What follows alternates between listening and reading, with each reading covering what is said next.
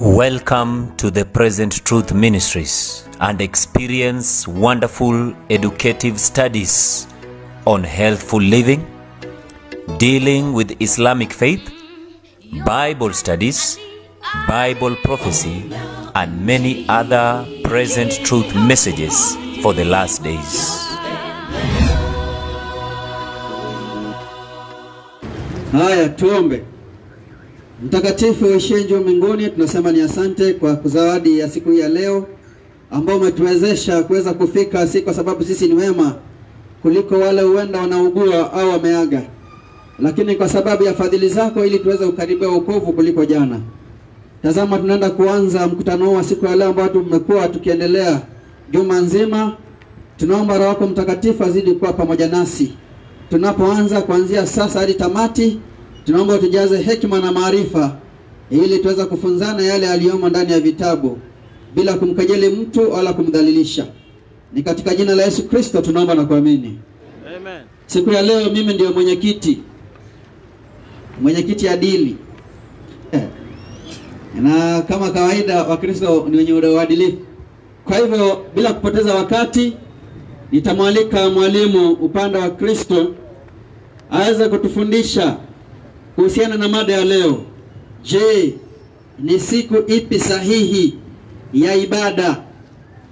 Anwar, unaniangalia vizuri eh? Leo umeacha kanzu nyumbani, nashukuru wokovu na ukirimia. Kwa hivyo nakaribisha Bwana Peter Stati kwa dakika 15 atakuwa anasomewa na 20 ni nzuri. Dakika ngapi? 20 ni nzuri. Dakika 20 eh? Wamesema dakika 20 nzuri. Hapa mbona uji mwingi, wanywaji ndio watapungua tu. Kwa hivyo dakika 20. Siku sahihi ya ibada ni ipi? Uko na dakika 15 kamili, wasije 20 mwana. dakika 20. Samahani, tumezoea dakika 15 wiki nzima. Kwa hivyo leo tumeanza mapema, dakika 20 nzuri. Bwana Stati na muona jukwani.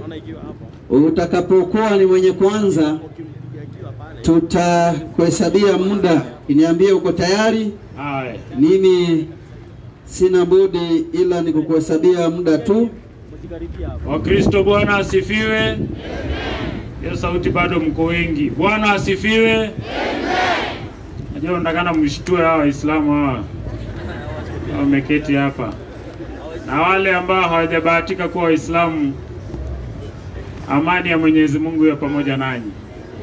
Hao ndugu zetu wazuri tu tumekuwa nao hapa wiki nzima. Wamekuja jana, walikuwa kama 11 walimu peke yake. Ninyi wa Kristo sijui mlikuwa wapi, ama juu ni mbali mlikuwa kwa matatu. Najua hapa si Nairobi, hapa ni mbali. Mnadanganya watu wa nyumbani mnaishi Nairobi. Hapa si Nairobi, hapa ni mbali sana na Nairobi. Nikubali tu, nataka watumishi wa Mungu wale wameketi hapa wasimame tu, wainue mikono. Pastor Mageto, Pastor Nyasani, Pastor nafikiri mnaona, unajua tuko na wachungaji wetu, lazima tuwatambue. Na leo mada ya siku ya leo ni ipi siku sahihi ya ibada? Ndio mada tutakayokuwa tunajadilia siku ya leo. Mwenyekiti, unaweza tegesha saa yako ili tuanze kazi hii. Haya. Msomaji, leo nataka tuangalie mambo fulani. Haya. Ili tujue mbivu na mbichi. Safi. Nafikiri iko sawa yako, sio? Kidogo yako mtihani sijui inakuwa. Bwana memba. Haya, 1. Mwenyekiti, ngoja kidogo. Bwana memba, yangu kidogo iko chini.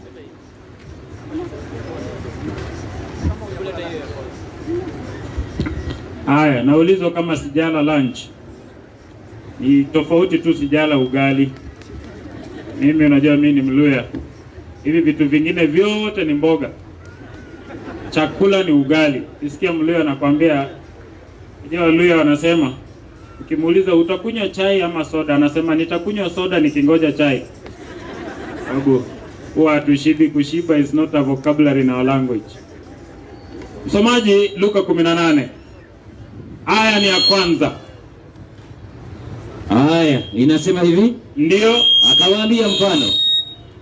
Akasema, akawaambia mfano ya kwamba ndio imewapasa kumwomba Mungu siku zote. Imewapasa kumwomba Mungu siku gani? Siku zote. Sasa kumbe ili sisi tumtukuze Mwenyezi Mungu na kumwomba, Biblia inatuambia kwamba inatupasa tumuombe kila siku. Sasa hivyo basi, najua tukisimama hapa tumekuja kuonyesha siku ya ibada ni siku gani. Lakini haimaanishi kwamba kuomba Mwenyezi Mungu tumetenga siku ya maombi. Kwamba kumbe kumwomba Mwenyezi Mungu ni kila siku. Lakini maombi ni sehemu fulani ya ibada. Ndio maana tunasema, ama ndio maana Yesu anatuambia tunastahili kumwomba Mungu kila siku.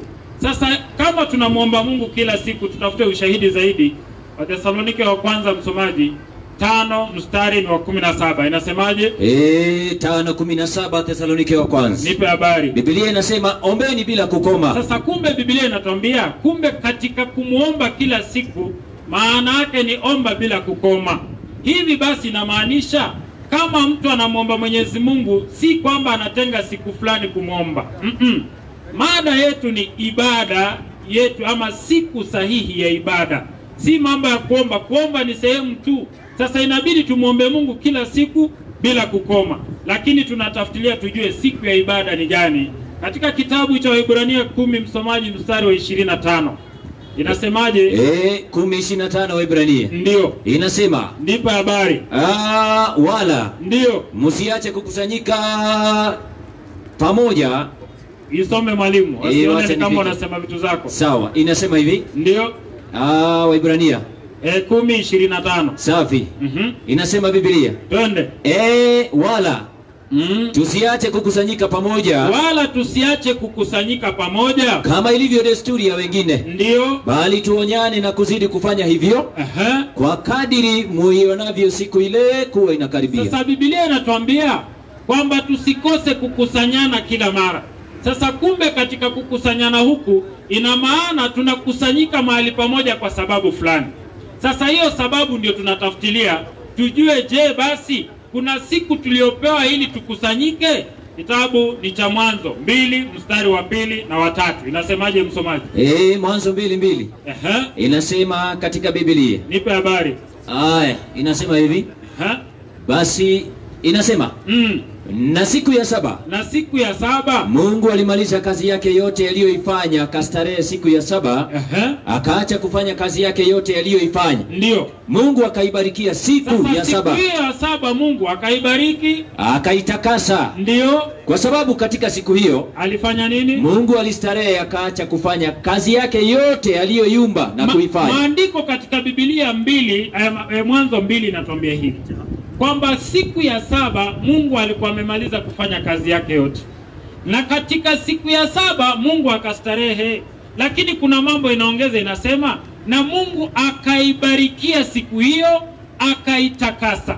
Sasa kumaanisha kwamba kuna siku moja tu iliyobarikiwa na kutakaswa. Siku hizi zingine zote zinatajwa katika Biblia. Inasema ikawa jioni, ikawa asubuhi siku moja. Ikawa jioni, ikawa asubuhi siku 2 ama siku ya pili. Lakini ni siku moja tu iliyotengwa na Mungu akastarehe. Hizi zingine zote akafanya kazi. Lakini hii moja akastarehe. Na akaamuru watu hapo, ama watu ambao walikuwa bustani ya Edeni, ambao ni wazazi wetu wa kwanza, wao pia wakafuata desturi ile. Sasa hapa tunaona kwamba Mungu anapoleta siku hii hakuna Muisraeli, ni watu.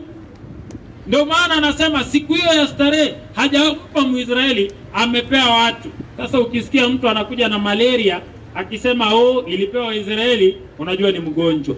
Kwa sababu hapa hakuna Muisraeli. Muisraeli wa kwanza tunamjua, na mtu akija na hiyo tutaenda hapo tutafute Muisraeli wa kwanza ni nani. Ndio tujue kwamba siku hii kapewa watu ama kapewa Waisraeli. Sasa siku hii ya saba ambayo imebarikiwa na kutakaswa inaitwaje? Kutoka 20 mstari wa 8 na wa 9. Inasemaje? Ikumbuke siku ya Sabato itakase. Ndio. Siku 6 fanya kazi. Ndio. Utende mambo yako yote. Lakini siku ya saba ni Sabato ya Bwana Mungu wako. Sasa kumbe katika siku hii ya saba tunaambiwa siku hii ya saba si ya mtu, ni Sabato ya Bwana Mungu wako. Sasa kumbe tumejua kumbe kwa siku 6 tufanye kazi zetu zote. Lakini Mungu anasema, lakini siku ya 7 ni sabato ya Bwana Mungu wako. Sasa kumbe katika siku hii amri inasema siku hiyo tusifanye kazi kwa sababu ni sabato ya Bwana. Lakini pakubwa ni hivi kwamba siku hiyo imepewa jina, ni siku ya starehe, ni siku ambayo hatufanyi chochote, lakini imeitwa sabato, nayo ni siku ya 7. Kufikia hapo, hata nikiacha hii mic nitakuwa nimemaliza mada. Lakini lazima tutoe ushahidi uonyeshe kwamba mambo haya ambayo tunayasema yana misingi gani na mambo gani yanayostahiki na ni nini kinastahili kufanywa katika siku hii ili ieleweke.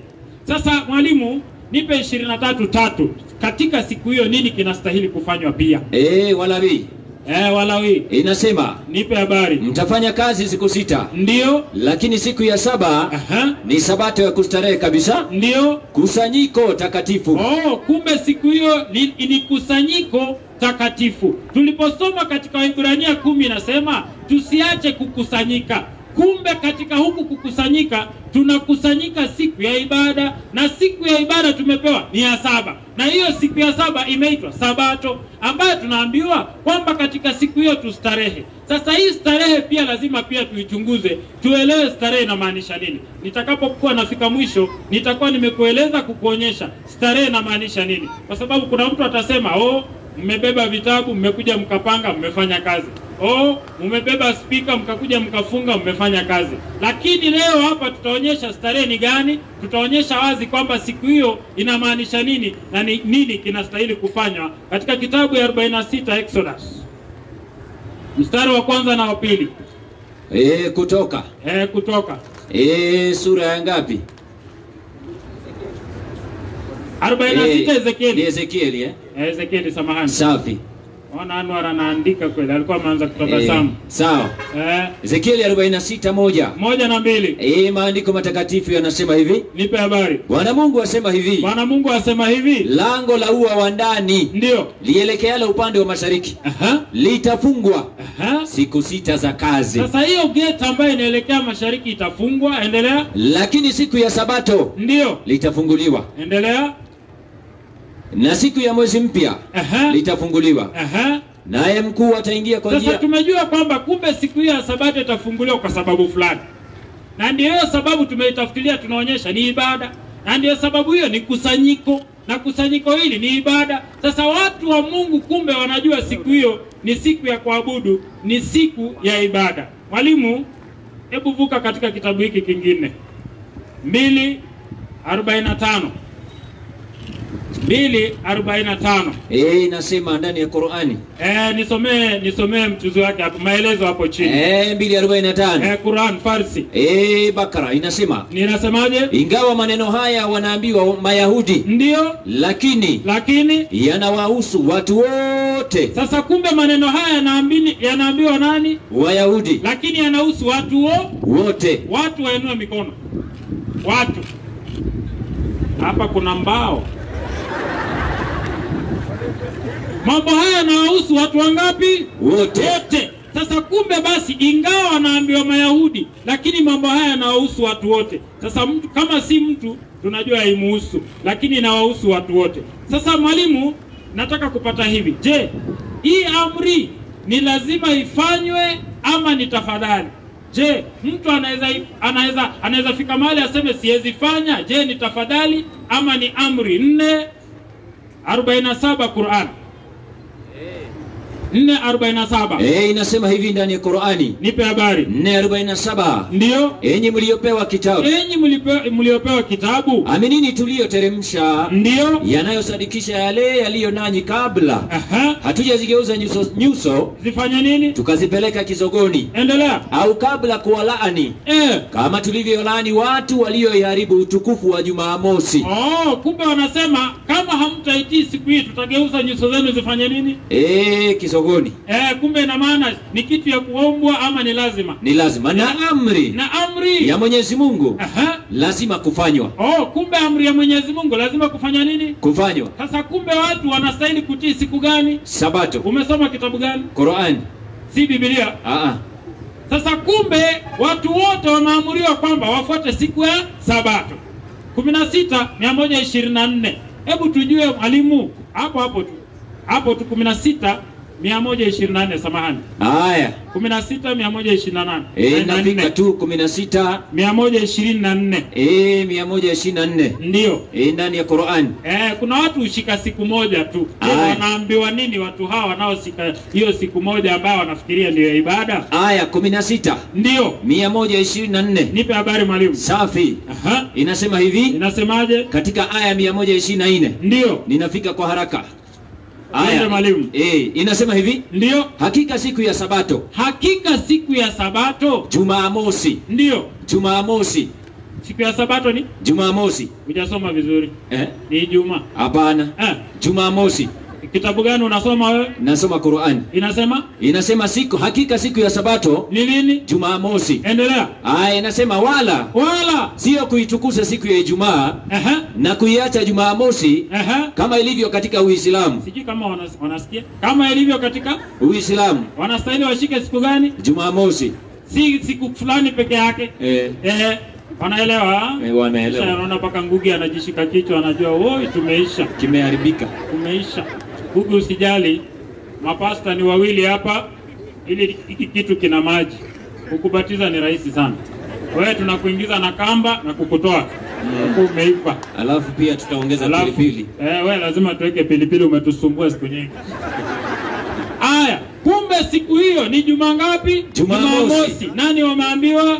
Waislamu. Asante. Hebu 265 tujue kitu mwalimu. Watu ambao wanakosa kuitii hii siku ya Jumamosi, mambo yao vipi? 265. Katika suratul Bakara. 265. Sura ya ng'ombe wa manjano. Endelea. Ati ng'ombe wa yellow. Hatari. Twende. Na kwa yakini mmekwisha kujua habari za wale walioasi miongoni mwenu katika amri ndio ya kuheshimu Jumamosi. Endelea. Basi tukawaambia wafanye nini? Kuweni manyani wadhalilifu. Kumbe watu ambao wanakosa kutii Sabato wanafanywa nini? Wanakuwa manyani wadhalilifu. Watu wanataka tuangalie kama kuna mikia. Kuweni manyani wadhalilifu. Mwalimu endelea hapo chini. Kwa hivyo tukaifanya adhabu hiyo kuwa onyo kwa wale waliokuwa katika zama zao. Ilifanywa onyo kwa wale waliokuwa zama hizo na waliokuja nyuma yao. Kumbe kuna watu ambao walikuja lini? Nyuma yao. Pia ni nini? Wamefanyiwa onyo. Ni onyo kwa watu ambao wako wakati ule na wakati wana wale watakao kuja nyuma. Sawa mwalimu?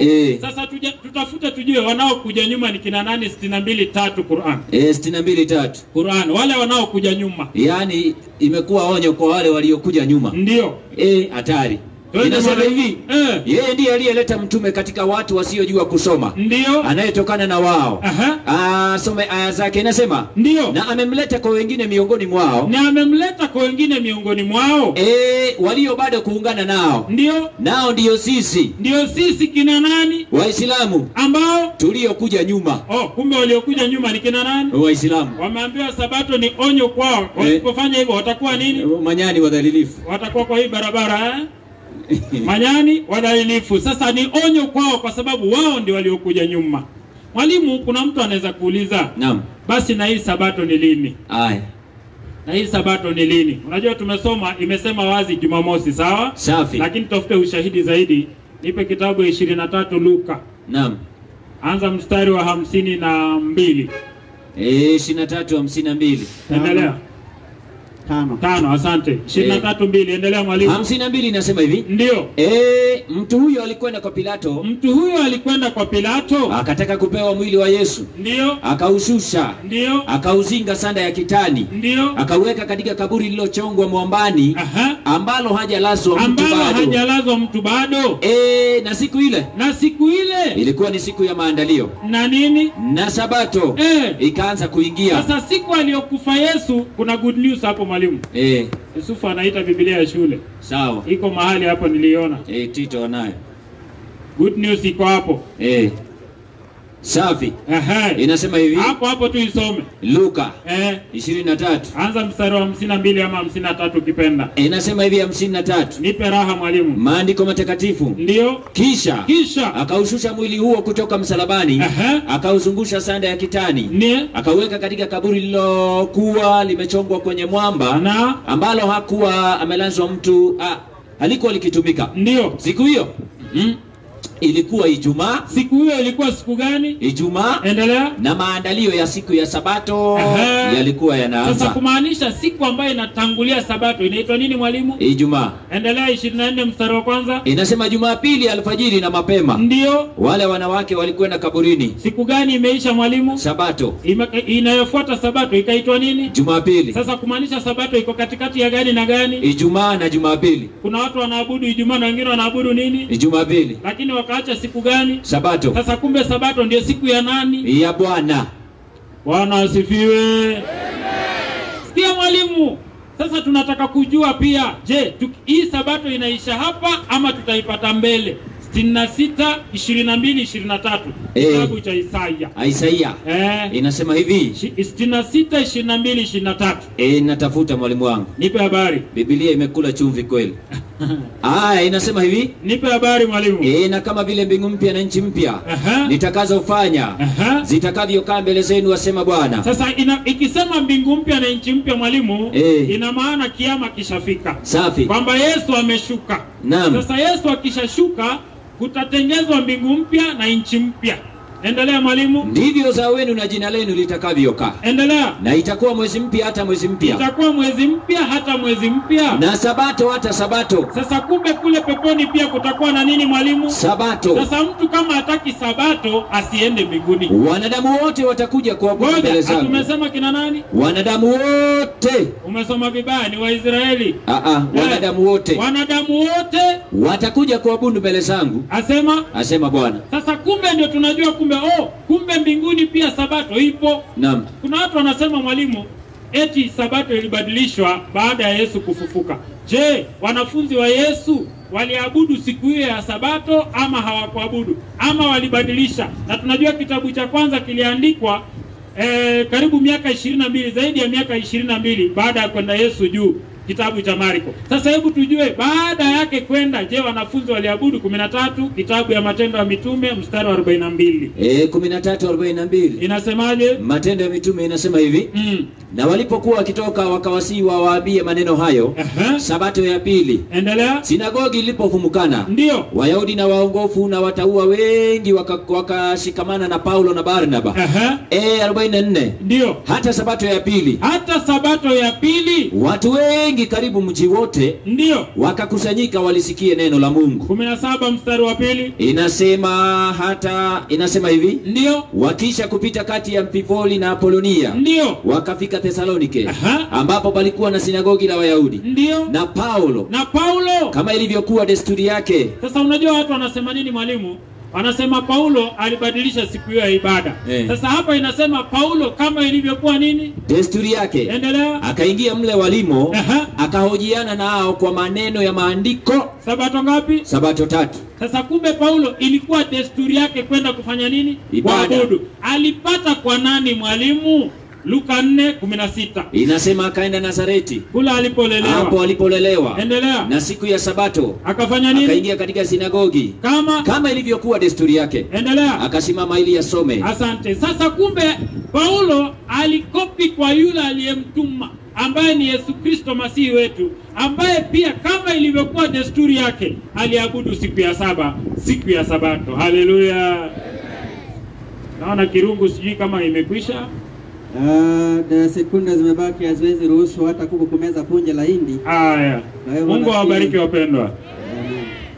Wakristo, Bwana Yesu asifiwe. Alafu hii mic fundo wa mitambo.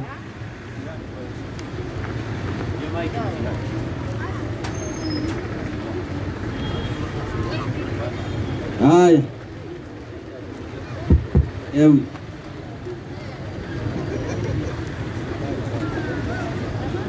Haya, fundo wa mitambo. Haya. Wakristo, Bwana Yesu asifiwe.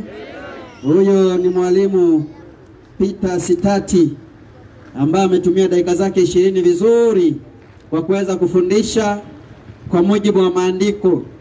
Na kama umefuatilia, ametawanisha baina ya kuomba na ibada. Akasema kwamba kuomba ni sehemu tu ya ibada. Kwa hivyo basi, vile vile naarifiwa kuna watoto ambao walienda bondeni, wazazi wao wachukua hapo nyuma. Pili, nafikiri tunahitaji kiti kingine mwalimu. Kuna mwalimu ana kiti pale, aje. Tatu, naarifiwa kuna watu wana kiu. Maji, Waislamu wapewe maji ya kunywa, alafu ya ubatizo itakuja baadaye. Semeni inshallah. Kwa hivyo basi, namkaribisha mwalimu, nafikiri ni Anwar kama sijakosea. Mwalimu Anwar anapanda. Huyo ni pasta mtarajiwa ambaye anapanda atuelezee, je, ni siku gani sahihi ya ibada kati ya Ijumaa, Jumamosi na Jumapili. Kwa hivyo akianza tu, akiniambia nianze, nitaanza, nimpe dakika zake 20 aweze kutufundisha naye anayejua kuhusiana na siku hii ya Ijumaa au Jumamosi na Jumapili. Karibu. Haya mwalimu, anza. Baada ya kumshukuru Allah subhanahu wa ta'ala aliyeteremsha kitabu cha Qur'ani kuwa uongofu kwa watu wote, na akamleta mtume Muhammad sallallahu alaihi wasallam kuwa mtume kwa watu wote, na akatujalia sisi tukawa watu wanamwabudu yeye siku zote. Huyu bwana aliyetoka hapa, nilikuwa nafikiria atafundisha sabato ni nini, imeanza lini, na ni kazi gani inafaa mwanadamu afanye siku ya sabato. Alichofanya ni kulalamika. Mimi sija kutuma uwe Mkristo. Kama Ukristo umekushinda, acha, kuna dini za Kihindi ingia. Si lazima uwe Mkristo. Kama Ukristo umeshindwa kutetea, hama. Na kama utaki Uislamu, enda ukuwe Muhindi, dini za Wahindi, si ndio? Kuna dini nyingi duniani, enda. Sasa alichofanya hapa, alikuwa anatafuta msaada kwa Qur'ani. Badala kwanza atufundishe kwenye Biblia. Katika Biblia hakuna aya hata moja inayosema sabato ni siku ya Jumamosi, hakuna. Lakini Qur'ani, kwa sababu Mwenyezi Mungu ametaja kila kitu, Allah anasema ma faradna fil kitab min shay'in, katika kitabu hii hakuna kitu tulichoacha. Sasa akatafuta kwa Qur'ani kuangalia kama sabato imeandikwa. Qur'ani imeandikwa sabato, na sisi tunajua siku ya sabato, na waliokuwa wanashika sabato ni ndugu zetu. Na ni kina nani? Nitamfundisha 265 Qur'ani soma. Ndio watu wa Jumapili wakachanganyikiwa, ikabidi wachukue Jumapili. Nasema hivyo. 265 inasema na kwa yakini, sikiliza, kwa yakini mmekwisha kujua habari za wale walioasi miongoni mwenu katika amri ya kuheshimu Jumamosi. Hii ni amri Mungu amesema iheshimiwe. Siku gani? Jumamosi. Wakristo siku gani? Jumamosi. Mbona kwenye Biblia neno Jumamosi hakuna? Kwa Qur'ani iko na tunajua, na ni kina nani walipewa tunajua, na tunaheshimu, na tunakumbushwa habari iliyotokea siku gani? Jumamosi. Endelea. Unajua wana Waislamu kimpango ujue. Nasema basi tukawaambia kuweni manyani wadhalilifu. Wakaambiwa wakuwa manyani wadhalifu. Kuna watu waliambiwa waheshimu Jumamosi, wakakataa, wakaambiwa wakuwe manyani. Ni kina nani? Enda kwa maelezo. Enda kwa maelezo. Naam. Mayahudi. Kina nani? Mayahudi. Wakristo au Mayahudi? Inasema Mayahudi. Mayahudi, naam, walipewa Taurati. Walifanya ukaidi kuipokea. Mayahudi walikatazwa katika dini yao kufanya kazi siku ya Jumamosi. Mayahudi ndio walikatazwa kufanya kazi siku gani? Siku ya Jumamosi. Kina nani hao? Mayahudi katika dini yao. Kumbe ni Mayahudi waliokuwa Waislamu, kabila yao Wayahudi, dini yao Waislamu, kabila ya Wayahudi, wanaambiwa washike Sabato. Sasa ungeleta andiko inasema Wakristo nao wameambiwa washike Sabato. Mbona Wakristo hawatajwi? Hao watu sio dini yao ya Mungu? Wewe waambie watu kweli. Kwa nini sasa Mwenyezi Mungu anawataja Mayahudi? Alisoma 16:125. Hebu soma hiyo. 16:124. Inasema hivi. Ndio aya alizotoa ndani ya Qur'ani. Bismillahirrahmanirrahim. Inasema, naam, hakika adhabu ya kuvunja taathima ya Jumamosi. Ni kina nani hao waliopenda kwa maelezo? Inasema habari ya kuvunja Mayahudi. Mayahudi bado inatajwa ni Mayahudi. Kwa hivyo Wakristo hawahusiani na Sabato, na hakuna mahali Mungu ameingia agano na watu wanaoitwa Wakristo washike Sabato. Hakuna. Kama iko alete. Kama iko alete. Wanatajwa Mayahudi kila wakati. Ikitajwa Sabato wanatajwa Mayahudi. Kwa nini wanatajwa Mayahudi? Sababu gani Wayahudi wanaambiwa washike Sabato? Kwa nini? Why Mayahudi wanaambiwa washike Sabato? Sababu iko Kumbukumbu la Taurati 5:14. Kumbukumbu 5:14. So inabidi warudi tu Jumamosi yao Kumbukumbu ya Taurati 5:15. 5:15. Na wacha niipate, inasema hivi. 5:15 nimeipata, inasema nawe utakumbuka ya kuwa anzia 14. 14 inasema hivi. Naam. Anzia 12. 12 inasema ishike siku ya Sabato. Sikiza, hawa wanaambiwa ishike siku ya Sabato, uitakase. Hawa wanaambiwa washike siku ya Sabato. Kwa nini wanashika siku ya Sabato? Enda mstari wa 15. 15 inasema nawe utakumbuka. Wanaambiwa Wayahudi, utakumbuka ya kuwa wewe ulikuwa mtumwa katika nchi ya Misri. Wanaambiwa nyinyi Wayahudi mlikuwa ni watumwa katika nchi ya Misri, na ya kuwa Bwana Mungu wako, ya kuwa Mungu alikutoa huko kwa mkono wenye nguvu. Alikutoa Misri huko kwa mkono wenye nguvu, akakuleta Kanani na mkono ulionyooshwa. Kwa sababu hiyo Bwana Mungu wako, kwa sababu hiyo Wayahudi nyinyi mmetolewa Misri, Bwana Mungu wako alikuamuru ushike Sabato. Nyinyi mlitolewa wapi mkapelekwa wapi ndio mshike Sabato? Labda Kasina ametolewa labda pale nini? Migori. Si ametoka Migori kaja hapa. Sasa hawa Wayahudi walikuwa wanashika Sabato kwa sababu hiyo. Ndio maana sasa ilikuwa nafaa afundishe siku ya ibada. Kwa nini sio Jumamosi? Kwa nini sio Ijumaa? Na ni siku gani? Mimi sasa nafundisha. Kwanza Waislamu tuna ibada siku 7 kwa wiki. Yani 24/7 sisi tunamwabudu Mwenyezi Mungu na tunaleta sala kila siku, tunamwabudu Mungu. 24:36.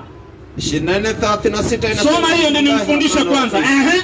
Waonekane kwa kusali nyakati 5 katika nyumba ambazo Mwenyezi Mungu ameamrisha zitukuzwe. Kila siku tunaabudu Mwenyezi Mungu mara ngapi? Mara 5. Mara ngapi? Mara 5. Mara 5 kila siku. Lakini kuna siku moja ambayo ni kuu zaidi, ni siku kubwa. Ni siku ambayo watu wanakusanyika kwa wingi kwa ajili ya kupata taarifa ya wiki. Wanakusanyika katika nyumba ibada kwa wingi zaidi kuliko siku zingine. Hiyo siku ni siku ya Ijumaa na siku ya Idi. Utakuta Waislamu siku ya Idi wanatoka nje kukutana na kuabudu Mungu kwa pamoja. Kweli uongo? Kweli uongo? Kweli. Na siku ya Ijumaa pia wanaenda msikitini kwa wengi. Kweli uongo? Kwa nini sasa 51 Qur'ani? 51 Qur'ani. 51. Inasema hivi. Inasemaje? 51 Qur'ani. Inasema naam, Qaf. Na hapa kwa hii Qur'ani tukufu. Enda maelezo sasa. Inasema hii ni sura ambayo mtume akisoma sana katika hafla kubwa na sala kubwa, na sala kubwa yani ibada kubwa kama sala za Idi. Kuna sala za Idi ambayo ni kubwa, na Ijumaa. Na gani nyingine? Na Ijumaa. Kwa hivyo tumepata ndani ya Qur'ani siku ya sala, siku ya kuabudu kwa wingi ni siku mbili, siku ya Idi na siku gani nyingine? Ijumaa. Sasa mimi naanza kufundisha. Kwanza, kwenye Biblia ni marufuku mtu kutangaza na kukata kauli kwamba siku ya ibada ni Jumamosi, ni marufuku.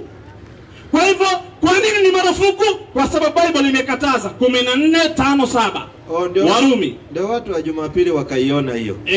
Inasema hivi. Ni marufuku hiyo. Warumi 14. 14:5 Warumi. Matendo niko Warumi 14:5 inasema hivi. Na mtu mmoja afanya tofauti. Anza tena. 14:5 kitabu cha Warumi. Mtu mmoja kama huyu kipara afanya tofauti, anakuja kufanya tofauti kati ya siku na siku. Anakuja kuleta tofauti kati ya siku na siku. Anasema ati si Ijumaa ni Jumamosi. Endelea. Mwingine ambaye aona siku zote kuwa sawa sawa. Mimi sasa nimekuja nasema siku zote ni sawa sawa, kwa sababu siku zote inafaa kumwabudu nani? Mungu. Endelea. Kila mtu, sasa sikiliza, kila mtu baina ya mimi na huyu kipara na athibitike katika akili zake mwenyewe. Wewe mwambie utumie tu akili yako, hakuna maandiko.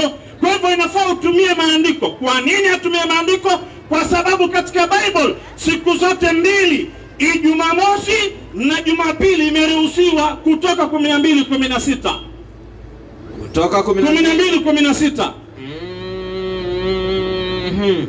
Kutoka 12:16. Sikiliza hiyo. Naam, inasema hivi. 12:16 kutoka. Naam. Nimeipata, inasema siku ya kwanza. Sikiliza, siku ya kwanza kutakuwa kwenu na kusanyiko takatifu. Inaambiwa siku ya kwanza kwa sababu siku ya saba ni Jumamosi. Siku ya kwanza itakuwa ni siku gani? Jumapili. Kutakuwa na kusanyiko takatifu la kumwabudu Mungu. Endelea.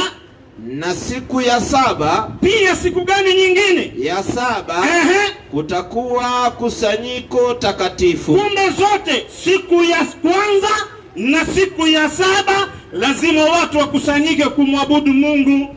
Kwa hivyo hii ya kusema Jumamosi peke yake ni uongo, kwa sababu Biblia ilikataza. Hebu je, Jumamosi au Jumapili? Nifungulie ukurasa wa kwanza. Nini maana ya Sabato?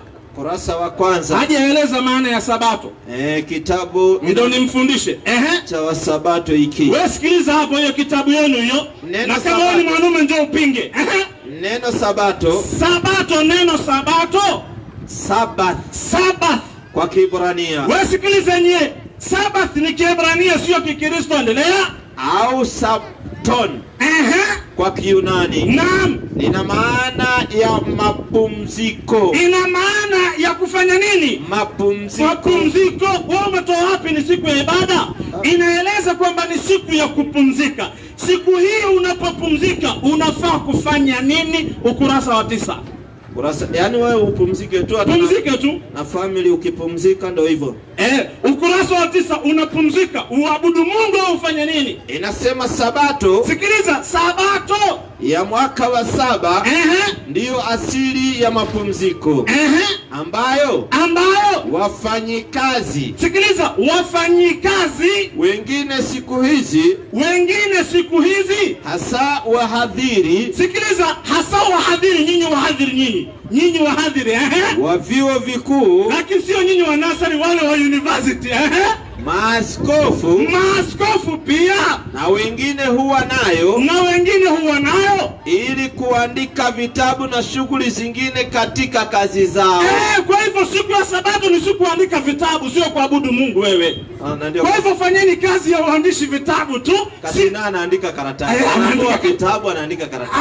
Unaambiwa andika kitabu, sio karatasi. Si siku ya kumwabudu Mungu. Kisha kitu nyingine akasema ati Sabato ni muhimu sana. Wewe Sabato sio muhimu kuliko Jumamosi. Ukurasa wa 16 hiyo kitabu. Ukurasa wa 16. Ukurasa wa 16. 16 nimeipata. Inasema hivi. Naam. Kwa mujibu wa neno la Mungu. Sikiliza, kwa mujibu wa neno la Mungu.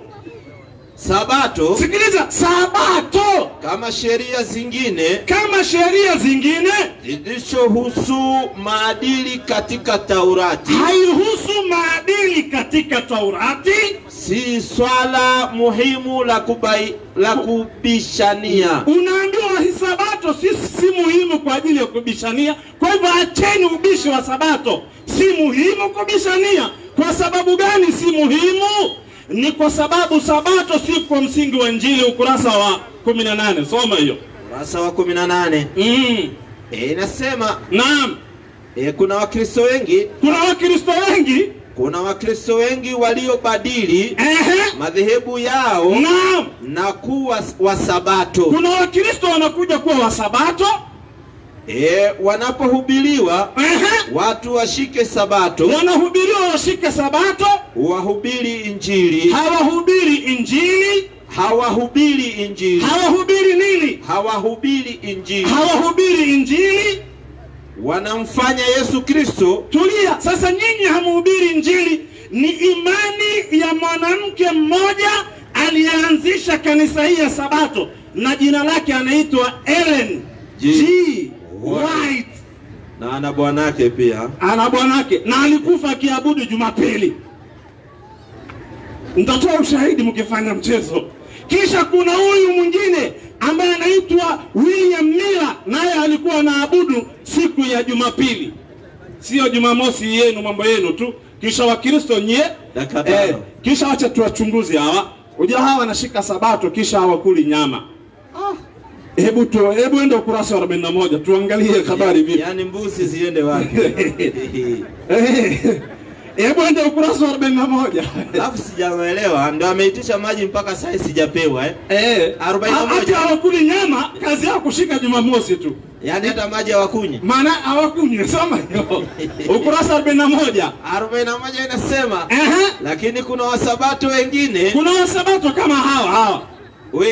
Kuna Wasabato wengi kama hawa vijijini. Tena huko kijijini mnawasumbua sana. Ambao miili yao haina proteini. Hawana protein ya kutosha. Na hawali nyama. Ninyi hamkuli nyama, ndio hamna protein. Hakuna mmoja aliyenona, nyote mnakonda. Kula nyama nyewe. Acheni kubishani hapa. Kitabu kiboko hii. Ninyi mmekonda, hamna protein, mnazidi kuwa wagonjwa. Kuleni nyama mnone. Kuna ingine hapa inasema vijijini kama huyu mtu wa kwetu vindu vichenjanga. Vijijini kuna Wasabato wasiokula ugali. Hamkuli ugali. Ndio hii hapa. Sasa mimi nimeandika usima na mule. Sasa hao si Wakristo. Wakristo wa kweli wanaabudu siku gani? Enda ukurasa wa 47. Hii kitabu kidogo. 47. 47. Ninyi hamna protein, hata mkienda hospitali mnafukuzwa, mnaambiwa ndeni mkale.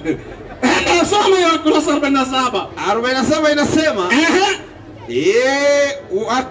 kwa hiyo siku ya Jumapili, sikiliza, siku ya Jumapili ilianzishwa tangu ufufuo wa Yesu.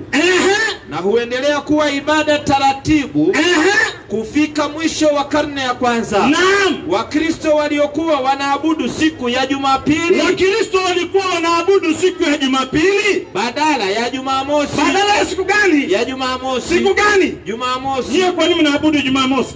Mnaambiwa Wakristo wanaabudu Jumapili. Hawa si Wakristo, hao ni Waislamu wanajificha. Hao ni Waislamu wanajificha tu. Ni sasa Sabato ni muhimu sio muhimu? Enda ukurasa wa 50.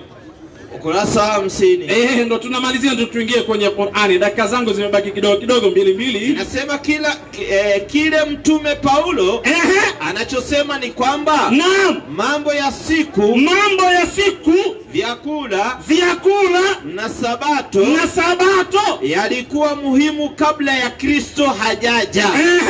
baada ya kufika kwake, baada ya kufika Yesu, si muhimu tena. Paulo anasema sabato si muhimu tena. Nini muhimu? 62:9 Qur'ani. Kwa sababu Paulo anajua alikuwa ni Mroma. 62:9 alikuwa Mkatoliki. 62 amechukua mkasoma huko.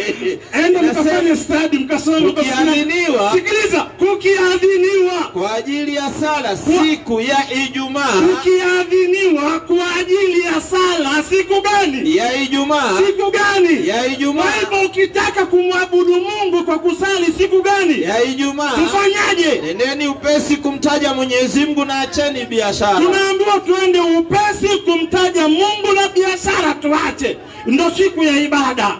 Tunaabudu vipi? 22:77.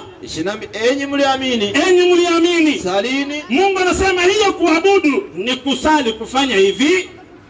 Salini. Salini. Rukuuni. Kurukuu wa Kristo ni hivi. Mnaambiwa nyinyi mkitaka kuabudu Mungu mnarukuu na sujuduni pamoja, kisha mnasujudu watu wote pamoja, kitafuta fadhila za Mwenyezi Mungu na radhi yake. Bas, ni hivi ndo kumwabudu Mungu. Unapeleka kichwa chini, huyu anapiga vigelegele na makofi na kuimba. Wimbo tu kazi yake.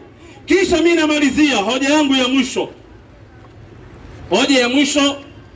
Hebu nisomee ukurasa wa 29 hiyo kitabu.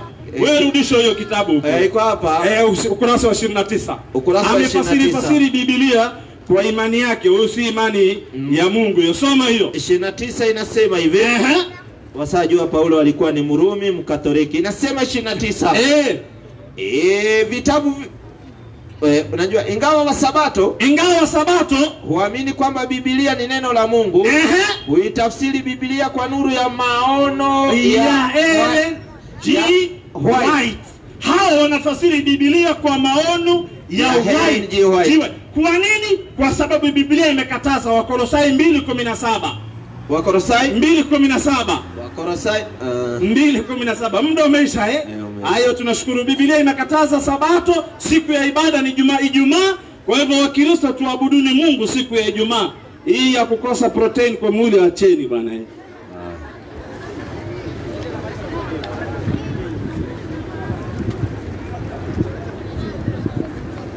Haya, Wakristo, Bwana Yesu asifiwe. Bwana Yesu asifiwe. Haya, nashukuru sana kwa sababu ya mwalimu ambaye ametoa madai. Ametumia dakika zake 20 sekunde takriban 20 hivi ya kuweza kufundisha kulingana na uweza na upeo wa elimu yake. Nilichokisikia ni eti kwamba Wakristo wana proteini. Sasa nikiangalia walimu wawili hawa kwa kando yake, sasa nashindwa na mimi nani ana proteini. Wenyewe nitabani, wanahitaji wachemshwe supu ili wakue ndio hivyo hivyo. Sasa nafikiri mada inaendelea vizuri. Itakuwa ni kutumia dakika zingine 10 na nashukuru kwa sababu hapa kuna walimu. Nitampandisha Bwana Stephen Kasina. Hebu nisome. Toka hapo. Nashukuru sana. Alafu hapa mtengeneze njia. Mwalimu wangu, hebu nisomee kitabu cha Methali 18:17. Inasema hivi. Ndio. Ajiteteaye kwanza, kama mwalimu wangu Anwari, huonekana kuwa na haki. Ndio. Lakini jirani yake huja kama Kasina na kumchunguza. Acha achunguzwe. Tuone haya madai aliyasema ni kweli au sio. Haya, nashukuru. Microphone mnafahamu tengeneze. Microphone ya mwenyekiti lazima iwe. Bwana wewe. Haya, Bwana Kasina, uko na dakika 10 kamili. Haya, Wakristo, Bwana Yesu asifiwe. Tusalimiane. Bwana Yesu asifiwe. Asante sana. Nashukuru kwa mwalimu wa Kiislamu ambaye ameshuka. Maana mwalimu wangu uko salama nipo tu. Maana mwalimu wa Kiislamu kitu alilete kingi ilikuwa ni vichekesho. Naam. Wewe ungefaa uende kwa Churchill show, ingekuwa vizuri sana. Sawa. Na akaanza mwalimu, mimi namchunguza tu kule alipita. Akaanza kukejeli, sijui yule mwenye kipara. Wewe hujui ni ya Mungu alipeana? 13:40 kitabu cha Walawi. 13:40. Kitabu cha Walawi. Piga hiyo. Inasema hivi. Hiyo ni ya Mungu, huwezi pinga. 13:40. Naam. Kitabu cha Walawi. Inasema hivi. Safi. Biblia takatifu. Naam. Kwamba nywele za mtu zimemtoka kichwani mwake kama kasina na sitati. Yeye ni mwenye upaa. Yu safi. Kwa hivyo mtu mwenye kipara ni msafi. Wewe vua kofia tuone. Anajifanya asikii. Ona. Anajifanya asikii. Oi! Mimi ningekuwa hapo ningehama leo. Mwalimu wangu, safi. Mimi nimekuwa namchunguza tu, ametoka nje ya mada kabisa. Maana mada ya siku ya leo, siku sahihi ya ibada. Yeye amekuja wala wakuli nyama. Ni kweli hatukuli nyama. Nyama gani? Ukurasa wa 503 kitabu cha Bulughul Marami. Ibn Abin Ammar amesimulia. Nilimuuliza Jabir. Safi. Fisi. Ati nani? Fisi. Ayena yule anasemanga ni windo analiwa? Akajibu ndio. Ala, kwa hivyo fisi Waislamu wanapaswa wafanye nini? Wakule. Uliza Muhammadi. Nikamuuliza Mtume Muhammad sallallahu alaihi wasallam. Alisema hivyo. Kwa hivyo huenda hawa kunaona kwa mwalimu, huenda wametoka kula fisi chemusha saa hii. Huenda. Hiyo vitabu vyenu. Hata piga Mburukenge. Abdullah ibn Abbas amesimulia. Sawa? Mburukenge. Yani monitor lizard. Aliliwa katika meza ya Mtume Muhammad sallallahu alaihi wasallam. Anakulanga mpaka Mburukenge. Ndio maana unasikia anakuja kutetateta hapa mwalimu. Alafu akakuja akasema eti Wakristo msujudu, na akapiga magoti akainua hivi. Hiyo ni makosa kulingana na vitabu vya Kiislamu. Ukurasa wa 133 Bulughul Marami. Ukurasa wa 100. Sasa ndio wanafanya research hapa, unaona vile wanapita hapa mbio. Ukurasa wa 100. 33. 133. Mmoja wenu anaposujudu. Kama vile Anwar. Wewe usijifanye usikizi. Mmoja wenu anapofanya nini? Anaposujudu. Asipige magoti kama apigavyo ngamia. Kwa hivyo ukija hapo usirudie hiyo Muhammad amekataa. Na ukiendelea na hiyo mwalimu, tunamuonya tuko mapema. Sawa. Ukiendelea na hiyo kusujudu, shauri yako. Mwalimu nipo, twende. Akasema hivi, kuna kitabu amesoma akasema 265. Akasema kwamba watu waliokataa sabato walifanywa kuwa manyani. Watu waliofanya kuwa manyani hawakufanywa manyani wala wakutembea mitini. Walifanywa manyani wa aina gani? Ukurasa wa 23 hapo. Ukurasa wa 23. Unajua yeye alisoma kitabu, sasa tumesoma kitabu ameanza kuteta. Huyu anaharibu hapa, ungeachana na hiyo kitabu. Manyani yanaonyesha kuwa umbo walikuwa ni watu hasa. Kwa hivyo kwa watu ukiwaangalia walikuwa ni watu hasa, lakini tabia zao ndio zikawa za manyani na nguruwe. Kwa hivyo tabia ndio ziligeuka zikawa nyani na nini? Na nguruwe. Yaani tabia nyani ni kurukaruka, akienda kwa mti huu anaruka anaenda kwa huu. Ndio tabia zao, unaona tuko hapa. Mada ya siku leo, siku sahihi ya ibada, sawa? Safi. Ameruka ameenda kwa kipara, ameenda kwa nyama, sijui ameenda kwa kusujudu. Hiyo yote ni tabia ya nyani. Amesoma vitabu vya askofu fulani. Hebu soma hicho kitabu, kimeandikwa na nani? Ndio hii. Imeandikwa Askofu Peter M. Kitula. Sasa wewe unajiuliza na ukasema ni vitabu vyetu. Ukija katika kanisa letu uulize kama kuna askofu. Hapa kuna wachungaji wako hapa. Ndio utafahamu huko hakuna mambo ya askofu. Sasa mwalimu, askofu walifanya kitu gani? Safi. Ukurasa wa 300 na ngapi? 45. Ukurasa wa ndani ya Qur'ani. Ndani ya Qur'ani soma. Hajasoma hii. Hawezi soma. Inasema amri ya Sabato. Yani kutafuta tu mambo ya nyama na Mburukenge haoni soma. Amri ya Sabato. Ilishikwa tangu miaka na miaka.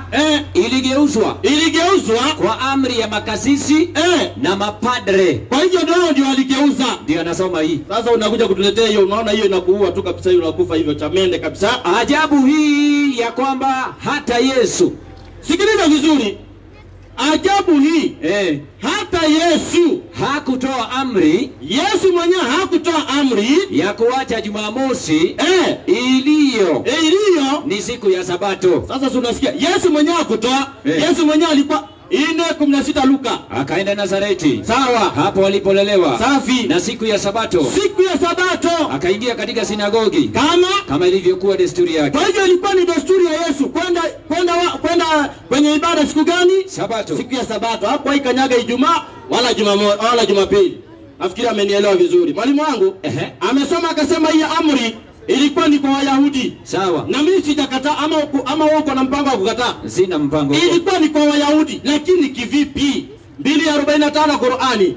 Inasema hivi. Ndio. 2:45. Mwalimu wangu. Sawa. Mtu au watu wote. 2:45. 45. Haya sawa. 2:45. Wacha inasema ingawa. Hiyo tunakuja hapo baadaye. Ingawa maneno haya wanaambiwa Wayahudi. Lakini sawa. Yanawahusu watu wote. Kama wewe ni mtu mkono juu. Hawa watu wote, si watu. Na juzi tuliona ni mtatuambia ndiye kina nani. Mwalimu wangu. Safi. 29:14 Kumbukumbu la Torati. 29:14. Ndio. Kumbukumbu la Torati. Sawa? Biblia takatifu. Naam. Inaendelea ikisema hivi. Ati ngapi mwalimu wangu? 22, 29, 14. Naam. Inasema hivi. Sawa? Wala sifanyi nanyi peke yenu agano hili na kiapo hiki. Ndio. Ila na yeye anayesimama hapa nasi hivi leo mbele ya Bwana Mungu wetu. Ndio. Na yeye naye asiyekuwepo pamoja nasi leo. Wewe ulikuwepo mwalimu? Sikuwa. Hata mimi sikuwepo. Hata watu wote hawakuwepo. Lakini amri hiyo inafanya nini? Inawahusu. Sawa. Sawa mwalimu? Kwa nini sabato ikawekwa? Kwanza alikuja akasema mwalimu, siku yao ya ibada ni Ijumaa. Ijumaa si siku ya ibada. Unaweza ukaomba, maana maandiko yanasema imetupasa kumwomba Mungu wakati wote. Kwa hiyo unaweza ukaomba hata Jumapili, hata Jumatatu, hata Jumatano. Lakini siku ya sabato ni siku gani? Tumeona katika maandiko ni siku ya Jumamosi. Sawa mwalimu? Safi. Ijumaa ni iko namna gani? 62:9 Qur'ani. 62:9 Qur'ani. Ndio. Sura Al-Jumuah. Inasema hivi. Ndio. Wacha nifike. 62. Mimi nimekuwekea mitego, ukuje uingie tena tukufukie vizuri. Inasema hivi. Safi. 62:9. Inasema enyi mlioamini. Ndio. Kukiadhiniwa kwa ajili ya sala siku ya Ijumaa. Mnaambiwa kukiadhiniwa kwa ajili ya sala siku ya Ijumaa. Nendeni upesi kumtaja Mwenyezi Mungu. Sasa mimi nakuuliza swali. Leo si ni Jumamosi? Kabisa. Kuliadhiniwa? Na jana pia. Na Wednesday? Hata. Kwa hivyo kukiadhiniwa wakati wa sala, fungeni biashara, naendeni mkafanya nini? Mkamtaje Mwenyezi Mungu. Teremka upesi kumtaja Mwenyezi Mungu na acheni biashara. Safi. Kufanya hivi ni bora kwenu. Ndio. Ikiwa mnajua hivi basi fanyeni. Na itakapokwisha sala, ikiisha sala, tawanyikeni katika ardhi. Mtafute fadhila za Mwenyezi Mungu. Piga mchuzi. Inasema siku ya Ijumaa. Siku ya Ijumaa haikatazi kufanya kazi. Na usikilize vizuri. Siku ya Ijumaa haikatazi kufanya kazi, kinyume cha wanavyodhani baadhi ya watu. Kama vile huyu Anwar alikuwa nadhani hapa ati ndio siku ya Sabato. Au katazi, soma. Wanaambiwa ukifika wakati wa kusali, ndio waende kusali. Alafu sio wasifanye kazi kutwa. Na ikiisha sala, watoke wakafanye kazi zao kama walivyokuwa wakifanya. Yaani hujakatazwa siku ya Ijumaa wewe fanya ibada, toka pale enda wakaendelea na kulima. Wewe kishamaliza wala dhwalin. Amin. Assalamu alaykum wa rahmatullah. Wassalamu alaykum. Toka chomoka, chukua kabilo enda ukafanya kazi. Hujakatazwa? Lakini ile siku imekatazwa kufanya kazi. 31:15 kitabu cha Exodus kutoka. 31:15.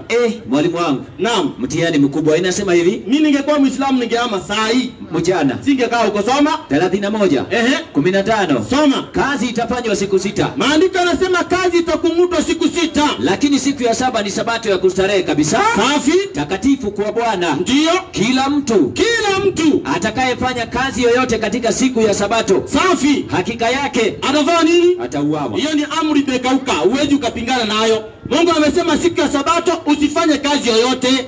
Walimu wangu sijika tunaelewana? Tunaelewana. Lakini ukifanya kazi yoyote siku ya Sabato, hakika yake utauawa. Sio sisi tutakuchukua tukukungute mwalimu. Mungu mwenyewe atakuja kukumaliza. Kwa sababu gani? Unapokataa kumwabudu Mungu siku ya Sabato, ile ambaye amekupatia, kwa macho yake anakutazama vipi? 20:16 kitabu cha Ezekieli. Ezekiel 20:16. Ezekiel 20:16. Aya 16. Ndio. Inasema hivi. 16. Sawa. Aya inasema hivi. Ndio. Kwa sababu walizikataa hukumu zangu. Sawa. Wala hawakuenda katika amri zangu. Safi. Wakazitia unajisi sabato zangu. Wakatia unajisi sabato zangu. Kwa maana mioyo yao iliandamana na vinyago vyao. Kwa hivyo unapokataa kumfanyia Mungu ibada siku ya Sabato mwalimu, kwa macho yake anakuona kama mwenye unafanya ibada kwa masanamu. Haya, naona mwenyekiti anasema muda umekwisha. Haya.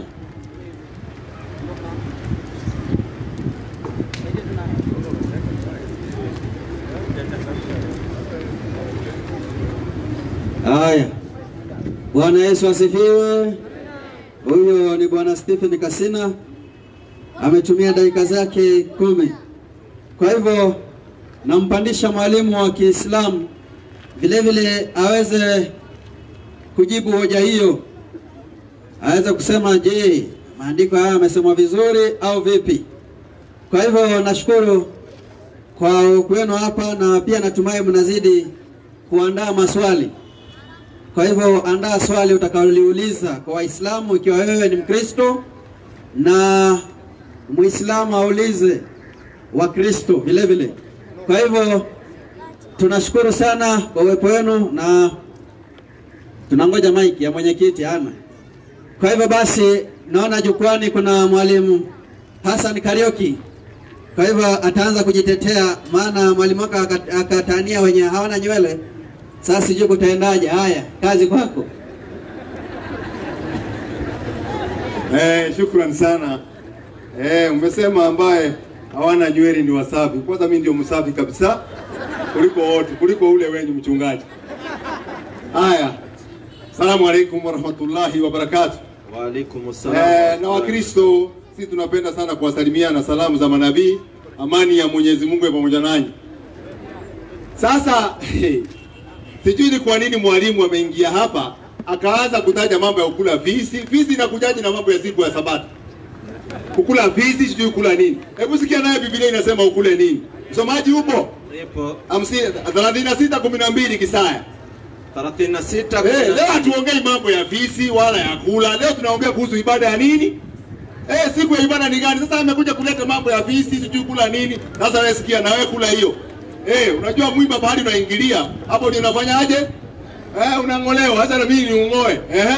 Inasema lakini yule akamwambia je? Akamwambiaje? Je, bwana wangu amenituma kwa bwana wako na kwako wewe niseme maneno haya. Ndiyo.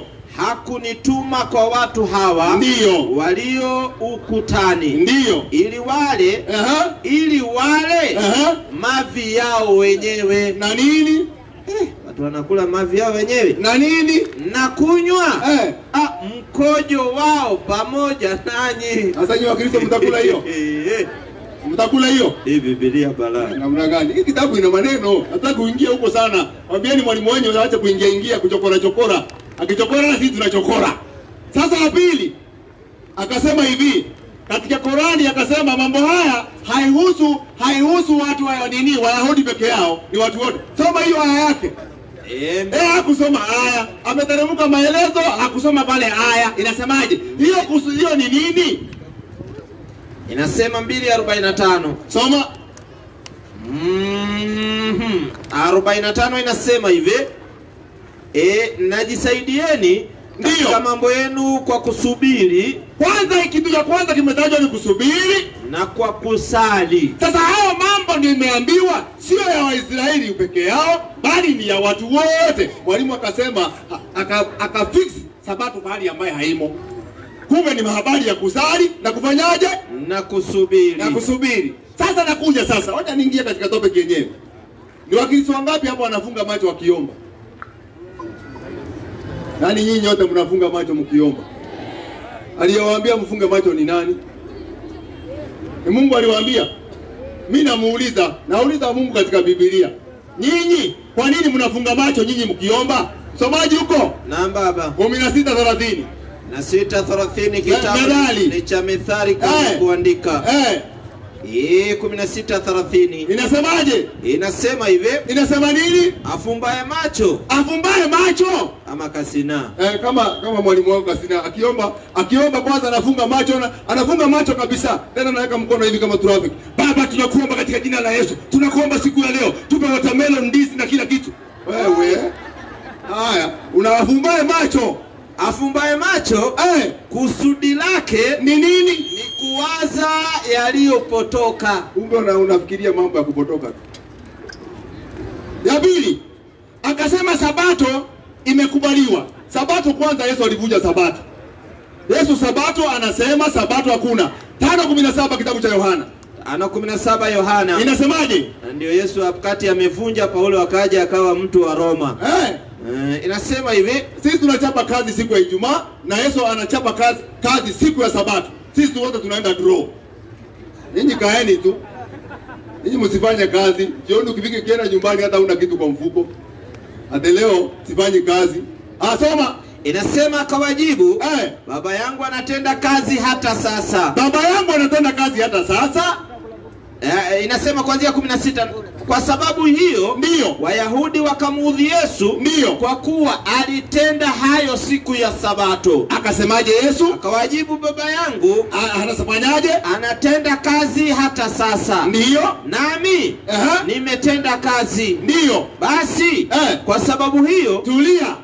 Kumbe Yesu alikuwa anatenda kazi siku gani mwalimu wangu? Ya Sabato. Na sisi Waislamu tunafanya kazi siku gani? Ya Sabato. Ya Sabato. Kwa hivyo tuko nini? Draw. Na hawafanyi nini? Hawafanyi ati kazi. Kaeni tu hivyo hivyo. Kwani kubeba speaker hii sio kazi? Na kukula asubuhi. Kwani amshaki, kwani amwakishi stove nyumbani mkipika chai? Kwani sio kazi? Kwa hivyo mnataka kuniambia kutoka asubuhi hamjakula? Wacheni ujanja. Mchungaji ananiambia pale hawakunywangi chai. Hawakunywangi chai. Wanakunywa nini? Uji? Maji moto. Asante sana. Tunaendelea. Kuhusiana na siku ya Sabato, namalizia kwanza. Nauliza Paulo mwalimu wenu. Paulo wao unasemaje kuhusu mambo ya Sabato? Sababu hawa watu wako hapa Kitengela wanatusumbua sana. Kuhusu mambo ya Sabato natuambiaje? 2:16 wa Kolosai. 2:16 wa Kolosai. Daktari anasema hivi. Waefeso wa Kolosai 2:16 anasema hivi daktari, basi nasemaje? Basi mtu asiwahukumu nyinyi katika vyakula au vinywaji, ndio, au kwa sababu ya sikukuu, au mwandamo wa mwezi, ndio, au Sabato, au nini? Sabato. Kwa nini nyinyi mnahukumu Waislamu kuhusu Sabato? Mambo hayo kama Sabato, mambo hayo ndio ni kivuli cha mambo yajayo. Kumbe ni mambo itakayokuja baadaye.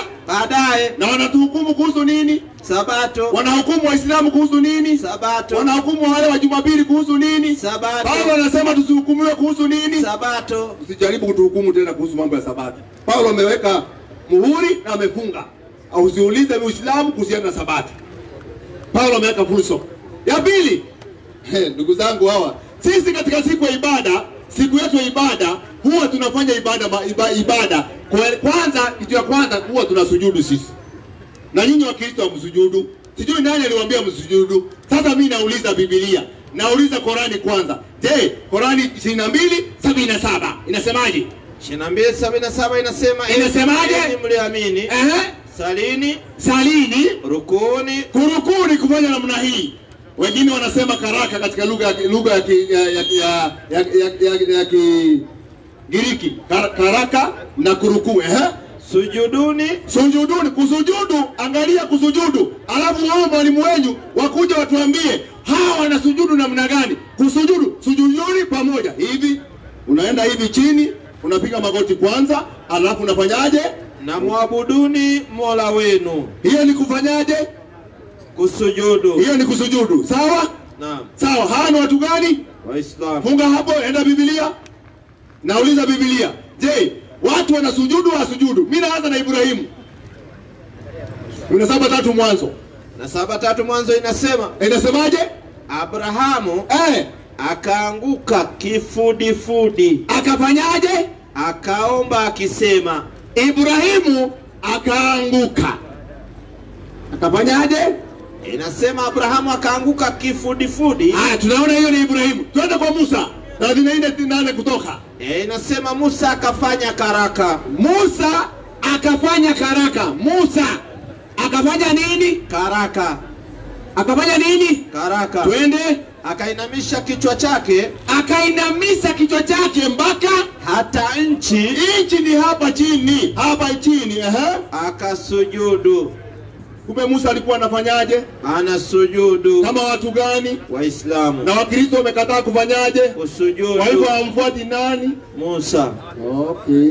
Asante sana. Twende kwa Yesu. 26:39. Akaendelea mbele kidogo. Yesu, sasa huyu mwalimu wenu Yesu, sikizeni nyinyi Wakristo jameni. Unajua wachungaji watakuja hapa na sarakasi nyingi, wakasema Waislamu wanafanya. Hapa tunaangalia ukweli wa mambo. Yesu alifanyaje? Akaendelea mbele kidogo. Yesu akaenda mbele kidogo, akaanguka kifurifuri. Akaomba akisema. Kumbe hata Yesu alikuwa anafanyaje? Anaanguka kifurifuri. Ukisoma Biblia kizungu pia inasema, and Jesus father, going a little further, and he fell on his face to the ground and prayed. Kumbe Yesu alikuwa anafanyaje?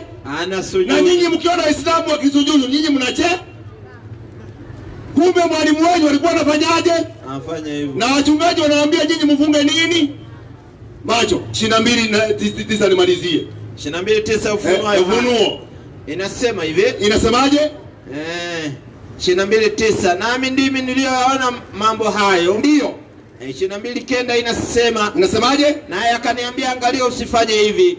Mimi ni mjoli wako na wa ndugu zako manabii. Twende kazi. Na wale washikao maneno ya kitabu hiki. Kiinue juu akiona hiyo kitabu. Kitabu gani hiyo umeinua juu? Hiki cha Biblia. Inasema na wale washikae maneno ya kitabu hiki cha Biblia msujudie Mungu. Na Wakristo wangapi wanasujudu? Apatikana wapi? Hawashiki. Hii Biblia ni yetu, si yenu. Hawashiki. Biblia ni yetu. Hawashiki Biblia, hawasujudu. Kama mkataa unaambiwa mwenye kushika maneno ya kitabu hiki msujudie nani, mwalimu wangu? Mungu. Na Wakristo wamekataa kufanyaje? Kusujudu. Okay, asante sana. Nafikiri wanajielewa pale wataenda wakikataa kusujudu. Sasa nikimalizia, narudi katika Qurani, akasema wale watu waliambiwa wawe manyani. Wale ni wana wa Israeli ambao walihakaribu siku ya Sabato, ndio wakaambiwa waje manyani. Lakini mwalimu anakuja na ifix, anasema wale watu ambao hawashiki Sabato ama siku ya Jumamosi, hawa wanakuwa nini? Manyani. Manyani. Kwa hiyo nataka kutuambia sisi watu wa Ijumaa na Wakristo wa Jumapili, kwa sababu hatushiki Sabato, tunakuwa manyani? Ndio nashangaa. Jamani nyinyi, wacheni hiyo mambo. Anasema dakika mingi sana, 11 nadhani. Dakika ni ngapi? Imeisha. Imebaki ngapi? Nyingi tu. Imebaki ngapi sekunde? Baba.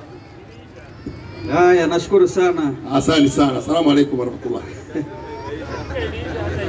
Haya, nashukuru sana. Wakristo, Bwana Yesu asifiwe. Haya. Nashukuru sana. Huyo ni Bwana Hassan Kariuki ambaye ameanza kufundisha kulingana na elimu ambayo amepata kule msikitini. Tunashukuru sana kwa sababu hajatukana mtu, amefundisha kulingana na upeo wa elimu yake. Kwa hivyo basi imewadia ni saa ya kuulizana maswali, uliza ujibiwe. Kwa hivyo kama ilivyo ada, Waislamu ndio watatangulia kuuliza swali, na swali likiwa ndani ya mada. Tulikuwa tunazungumzia siku sahihi ya ibada ni ipi. Naona baadhi ya walimu ametoka nje ya ibada kabisa, yani ya mada. Basi hata hivyo tutaenda hivyo hivyo, na mimi nasubiri tu atakayeuliza swali. Uko na dakika 2 kuuliza swali. Naona kule msikitini lakini hapa barabarani sheria na masharti kutumika. Haya, naona mzee wa kazi Yusufu almaarufu Mkirene amepanda huko, subiri na shekha anaongea, shekha mkubwa. Kwa hivyo haya, mheshimiwa, kimaliza niambie. Nashukuru. Uko na dakika 2 ya kuweza kuuliza swali. Kama unataka kusomewa utasomewa, ujenga swali lako ndani ya dakika 2. Haya, karibu. Asante sana. Na ubarikiwe. Wewe mwenyekiti, sijakuelewa. Leo umekuja mpaka na watoto wa shule. Hii hatari. Ndio kanisa ikwe ionekane imejaa au? Watoto hata lunch waje kula leo Sabato. Wewe mtoto? 23:3 Walawi. 23:3 Walawi. 23:3 Walawi nasema hivi. Nipe habari mwanangu. 23:3 nimeipata. Mtafanya kazi siku 6. Ndio. Lakini siku ya 7 ndio ni Sabato ya kustarehe kabisa. Rudia tena. Nasema mtafanya kazi siku 6. Hawajatuambia ni gani hizo kazi mnafanyaga. Unajua hata kubaka ni kazi. Kuiba, Kutembea pia ni kazi. Kutembea, hata kubeba hii maspika yote hizi ni kazi. Hata kuleta hii jukwaa hapa bado ni kazi. Sijui ndio hiyo moja. Twende mwanangu. Lakini siku ya 7, siku ya 7 ni sabato ya kustarehe kabisa. Yaani siku hiyo ni starehe kwa kwenda mbele. Naniangalia. Naniangalia. 720 na 163 Qur'ani. 763 Qur'ani. Nijenge hoja. Inasema hivi, mimi nasikia sijui vipara, sijui sisimizi, sijui nini. Hii mada mimi sikuelewa, lakini nakuja hapo hapo nafikiri mada itapatikana. Nipe habari mwanangu. Bismillahirrahmanirrahim.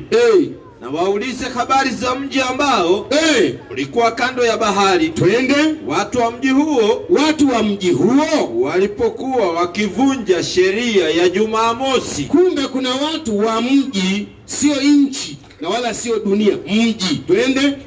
Ambayo waliambiwa wasifanye kazi katika siku hiyo, wafanye ibada tu.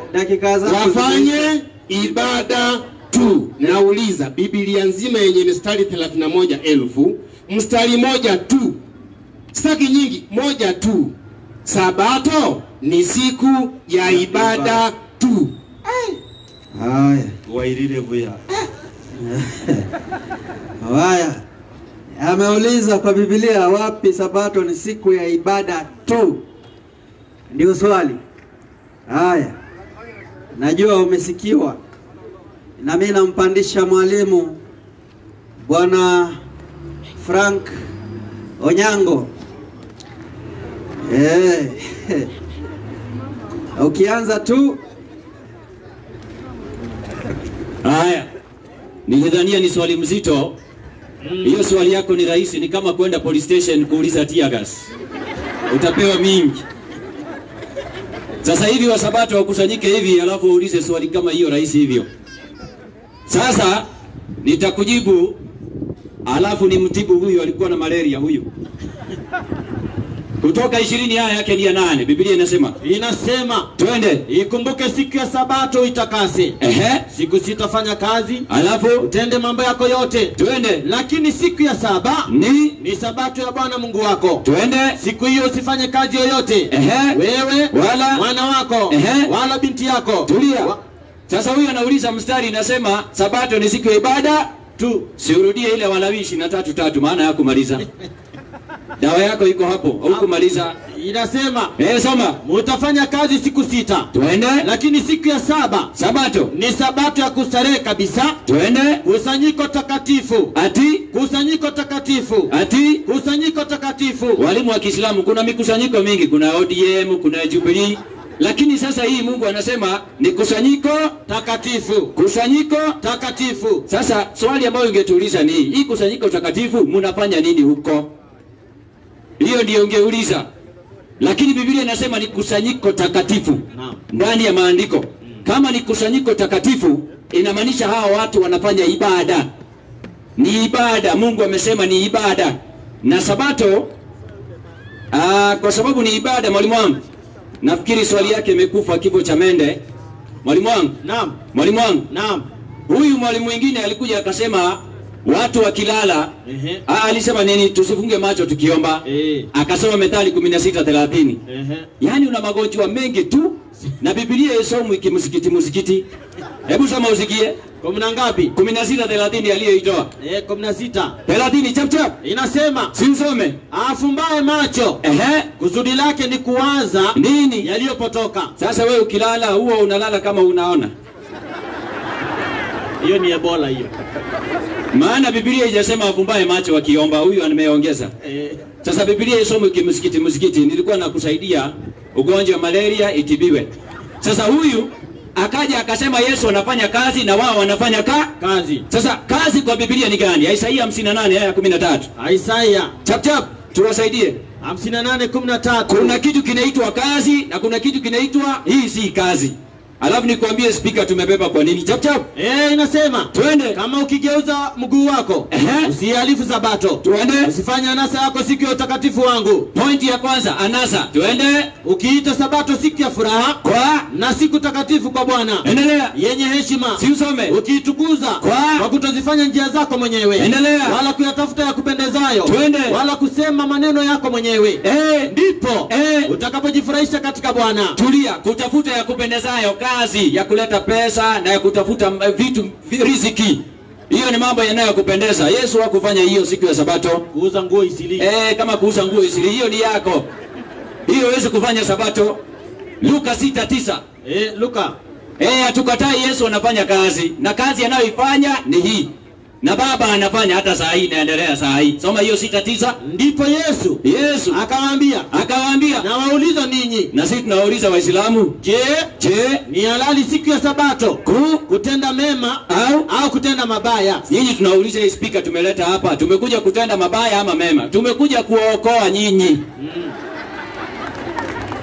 Kwa hivyo tunafanya mema, tunaokoa mioyo yenu, ndio sababu tumeweka hii speaker hapa. Mnafanya research saa hii. Akasema kusujudu sijui, hebu kusoma kwanza 22:18 Qur'ani. 22:18. Wewe vipi? 22:18 Qur'ani. Kweli malaria ni nyingi. Je, Nabil Hazia. Soma hiyo. Je, uoni ya kwamba nini? Mwenyezi Mungu kinamsujudia kila kilichomo mbinguni. Sasa sikieni kwa taarifa zenu. Kila kilichoko mbinguni kinamsujudia, na kilichomo ardhini. Kama gani? Na jua huwa inamsujudia, mwezi, hata mwezi, nyota pia, milima, hata milima, miti, hata miti, wanyama na wengi miongoni mwa watu. Ili ukija hapo utuambie miti ilifanya hivi siku gani? Ukirudi akapiga magoti. Hiyo ni ukirudi. Waebrania 4:9 anasema Paulo alibadilisha sabato. Hawakubadilisha. Katika Biblia kuna sabato zaidi ya 18.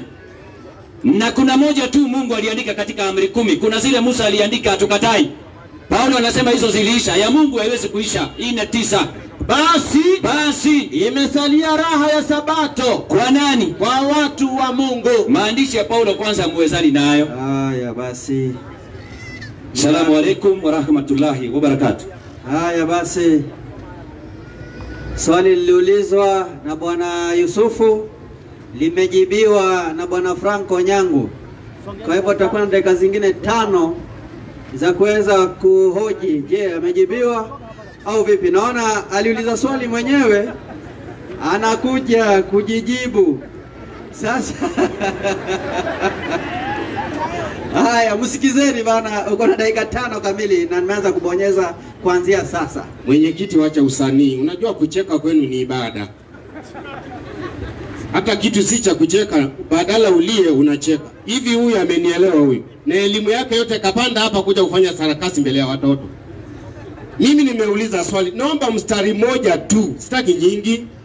Ndani ya Biblia mzima, sabato ni siku ya ibada tu. Ametoa wapi? Kwa sababu hamna. Ungesimama useme jamani hiyo haya hamna, ungekosa nini? Kwa sababu hamna. 23:3 unafikiri mimi nainjika swali wewe uweze kujibu? Labda urudi shule tena. Inasema mtafanya kazi siku 6. Umeambiwa utafanya kazi siku 6. Lakini siku ya 7 ni sabato ya kustarehe. Siku ya 7 ni siku hiyo ya 7 ni kustarehe kabisa. Mnastarehe vipi? Tungekuja kutuonyesha bana ibada hatuna, huwa tunastarehe hivi, tungeelewa. Tunastarehe hivi, kutembea, kupiga kelele, kutembea na wake zetu ni starehe hiyo pia. Kuwaleta watoto hapa pia kuja kufukua vumbi hapa, pengine ndio starehe, ungetuambia hivyo. Wewe mtoto. Alafu anasema ati amekuja kutuokoa. Uongo. 31 Yeremia, hujakuja kutuokoa, unakuja kutupoteza. Wewe wapi?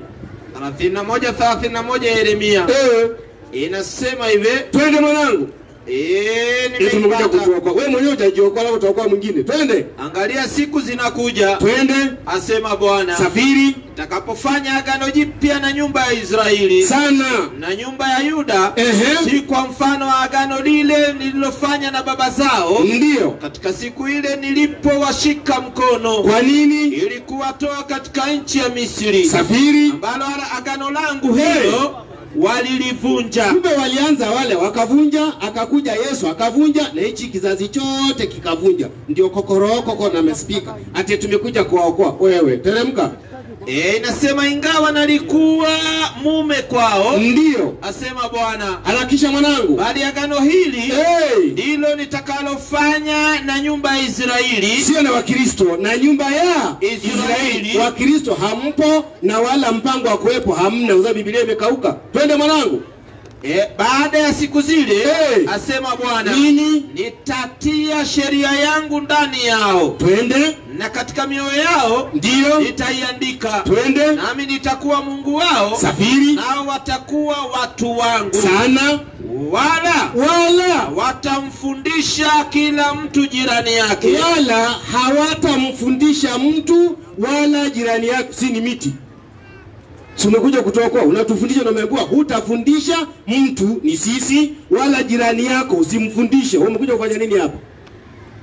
Wewe mtoto? Namba 7:18 Waebrania. Kwa nini ilivunjwa? 7:18 kitabu ni cha Waebrania. Hiyo ilikuwa una. Soma mwanangu. 18 Waebrania niko inasema maana kuna kuna kupatiliwa. Ndio. Kwa ile amri, yani kwa Kiswahili kizuri chepesi, kuna kuondolewa ile amri. Twende mwanangu. Iliyotangulia kwa sababu ya udhaifu wake. Kumbe Taurati yote na vituko zake ilikuwa nini? Dhaifu. Twende. Na kutokufaa kwake. Kisha ilikuwa haifai kabisa. Kwa maana ile sheria ndio haikukamilisha neno. Dakika moja nzuri. Anasema dakika moja. Naam. Ni nzuri hiyo. Sasa Waislamu tuliambiwa Ijumaa, yani Jumamosi ilikuwa ni ibada huko wakati ilianza. Ilikuwa ibada tu. Nyinyi mnastarehe. Kuanzia leo Wakristo msidanganye wengine. Hamna ibada. Kazi yenu ni kufanyaje? Ni kustarehe. Pikeni pilau, githeri, ngwashi, mnywe na chai, lakini chai huwa mnyu, mtumie uji. Ndio kustarehe huko. Wewe mtoto? Naam. Upo? Nipo. 15 ibadilisha. 35:12 kutoka 35:12. Safiri mwanangu. Naam, ndio nakimbia huko. Wale waliokataa kufanya ibada ndio walifanywa manyani. Nyinyi starehe, muendelee kabisa kustarehe na motoni mtakaa sana. Twende mwanangu. 12 nasema hilo sanduku 35 kutoka. Moja inasema nini? Musa akakutanisha mkutano wote wa wana wa Israeli. Twende. Na kuambia maneno aliyoyahusia Bwana ni haya. Ndio. Kwamba fanyeni kazi siku 6. Twende. Lakini siku ya 7 itakuwa siku takatifu kwenu. Ndio. Ni sabato ya kustarehe kabisa. Kuanzia leo mambo ya kuja hapa futeni, mstarehe kwa kwenda mbele. Manyumbani kwenu. Sio mnakuja kiwanjani. Utastarehe vipi ukiwa hapa? Sio unielewa? Haya basi, huyo ni mzee wa kazi, ameingia, alikuwa amekunja uso, utafikiria ni kizazi cha Nebukadneza, lakini ndivyo haki ilivyo. Kwa hivyo sawa. Bwana Yesu asifiwe. Bwana Yesu asifiwe. Tunashukuru sana. Mkutano unaendelea vizuri. Swali liliulizwa na Bwana Yusufu likajibiwa na Bwana Frank, alafu Yusufu akarudi akalijibu kulingana, unafafanua jibu, unafafanua maelezo. Kwa hivyo basi ni wakati wa Wakristo kuuliza swali, na hivi nitauliza Mkristo mwenye swali, na mikono imetambaa. Lakini Bwana Stati alikuwa ameuliza kuuliza. Wewe uliuliza swali. Maana ndivyo hivyo, maana uko na dakika 2 swali lako. Uko na dakika 2. Okay. Msomaji nafikiri unahitaji msomaji au? Hauna na majini atoka hapo. Vindu vichenjanga waingo. Takubatiza tu alafu usijali. Haya. Haya. Kwa hivyo uko na dakika 2 kuuliza swali. Asante. Unajua alafu mwalimu, kabla uulize, ningependa kufahamisha watu kwamba katika mafunzo kama haya kuna DVDs. Kwa hivyo baada ya sisi kuondoka tunaweza salia, lakini kwa nyumba yako kwa mfumo wa DVD. Kwa hivyo kama ungetaka baadaye ukuje utazipata. Nafikiria hivi punde kuna mtu atakuwa anaanza kuzitembeza, utapata na kwa shilingi 100. Kwa hivyo mwalimu, kuna dakika 2 alafu uulize swali lako. Asante mwalimu. Najua Yusufu aliuliza swali alafu akashindwa kujibu mwenyewe tena. Sasa nikashindwa. Akajibiwa, akaja hapa amekunja sura, amekunywa ndimu. Mwisho tena ameshindwa na swali lake. Majini na kusumbua brother. Kuja tukutoe majini. Mathayo 10:8 tuliambiwa tutoe mapepo. Au ukikuja tutakutoa. Wewe yako tunatoa mapepo 7. Alafu maji. Baada ya hiyo pasta mtarajiwa. Amina. Tumuingiza kwaya huyu, lakini sauti yako sahi kwaya yes. Na tunamuita Paulo. Paulo, unajua ako na uniform ya kwaya tayari. Haya, msomaji. Naam. Isaya 66:22-23. Isaya. Ndio. Tani uliza ile rais wasije wakatoroka. Yes, bwana wewe. Anaweza sema hatuna nauli. 66:22 Isaya. Kama vile mbingu mpya na nchi mpya ndio nitakazofanya zitakavyokaa mbele zangu, asema Bwana. Nipe habari. Ndivyo uzao wenu na jina lenu litakavyokaa. Na itakuwa mwezi mpya. Itakuwa mwezi mpya. Hata mwezi mpya. Nipe habari. Na sabato. Ndio. Hata sabato. Wanadamu wote watafanya nini? Watakuja kuabudu mbele zangu, asema Bwana. Asante. Sasa kumbe wanadamu wote watakuja kuabudu Mwenyezi Mungu siku ya Sabato peponi. Waislamu, njooni mtuambie nyinyi pepo yenu, na mtupe aya, nyinyi pepo yenu hiyo Ijumaa iko wapi, imeandikwa wapi katika vitabu vyenu. Mungu awabariki. Hiyo nikijua mimi naingia msikitini leo. Haya, mwenye kiti. Haya, swali limeulizwa. Na sasa kizazi kipya cha da'wa Kenya hii ambao wanajiita Stilwire. Sisi hatuongei ile uchokoza tu, yani tumenyamaza tu. Tunaanza kututaja leo, tumenyamaza tunasikiliza. Sasa ukianza tena Stilwire tutapanda. Haya basi, namuona bwana Sasaka ako juu ya jukwaa na ako na dakika 5 kamili kuweza kujibu swali ambalo limewekwa na mwalimu wa Kikristo. Kwa hivyo mwalimu, uko na dakika 5 na zinaanza sasa hivi. Bismillahirrahmanirrahim. Alhamdulillah wassalatu wassalamu ala rasulillah.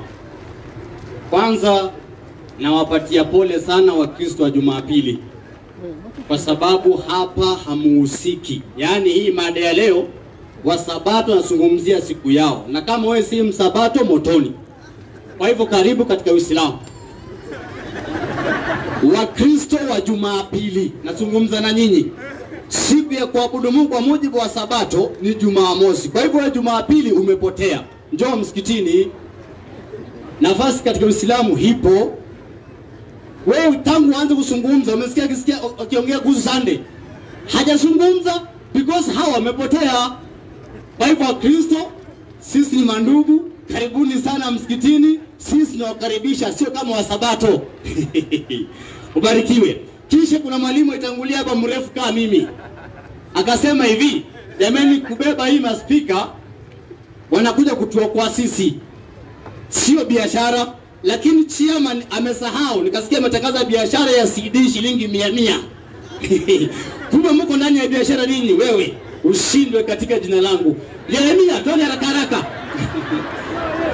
Yeremia 29 17:21. Twende 17:21. 17:21 kitabu ni cha Yeremia. Teremka haraka. Naam. Fika baba, inasema hivi. Ndio. Bwana asema hivi. Mungu asema hivi. Jihadharini nafsi zenu. Nyinyi watu wa Jumamosi, jihadharini nafsi zenu. Jihadharini nafsi zenu. Jihadharini nafsi zenu. Kwa nini? Sikiza Kasina. Ndio. Msichukue mzigo. Msichukue mzigo. Kama hizi maspika. Twende. Wao wote. Msichukue wote, si ati nini yote. Siku ya Sabato. Spika nini Mike usichukue. Maliza. Nilikusema wala msiulete ndani kwa mlango. Twende. Wala msitoe mzigo katika nyumba zenu siku ya Sabato. Msomaji. Naam. Hii spika ilikuwa nje ama ilikuwa ndani ya nyumba? Ilikuwa ndani tena. Mungu amesema usitoe mzigo ndani ya nini? Ndani ya nyumba. Siku ya Sabato. Ninyi Wakristo namna gani bwana? Mahanasi tu. Mshindwe katika jina langu.